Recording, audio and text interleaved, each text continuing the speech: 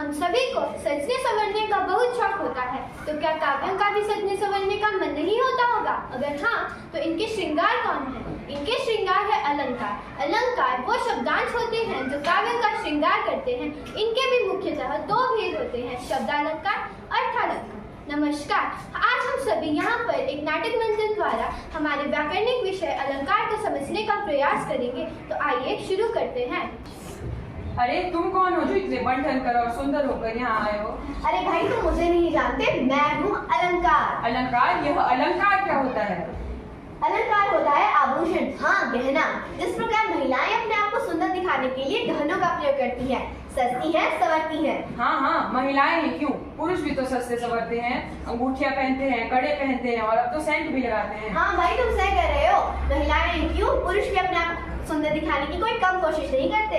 तो अलंकार महाशय, हमें अपने बारे में और कुछ बताइए। जैसे महिलाएं और पुरुष अपने आप को सुंदर दिखाने के लिए गहनों का प्रयोग करती है, वैसे कवि भी अपनी कविता को सुंदर दिखाने के लिए अलंकारों का प्रयोग करते हैं। आओ तो मैं आप लोगों को अपने परिवार से मिलाता हूँ। चंदू के चाचा ने चंदू की चाची को चांद की चौक में चांदी की चम्मच चटनी चटाई। अरे ये तुम क्या कह रहे हो? मुझे तो लग रहा है तुम पगला गए हो। ना जी ना, मैं बिल्कुल ठीक हूँ।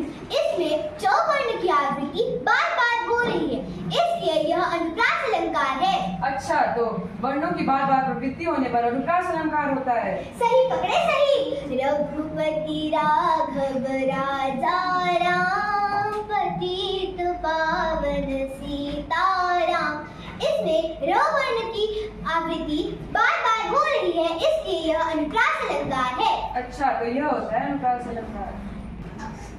अरे मुझे तो कोई पूछता ही नहीं है, मैं हूँ यमक अलंकार। जहाँ शब्द पुनि पुनि आवे और उसके अर्थ भिन्न हो जावे, वह यमक अलंकार होता है। जहाँ शब्द एक से ज्यादा बार आए परंतु उसके अर्थ भिन्न हो, जैसे काली घटा का घमंड घटा। अरे यह क्या है, काली घटा का घमंड घटा? मुझे तो कुछ समझ नहीं आया। अरे तुम नहीं जानते, काली घटा का घमंड घटा में घटा शब्द दो बार आया है, जिसमें पहले घटा शब्द का अर्थ है बादल तथा दूसरे घटा शब्द का अर्थ है कम होना। अच्छा, तो यह है यमक अलंकार। हाँ।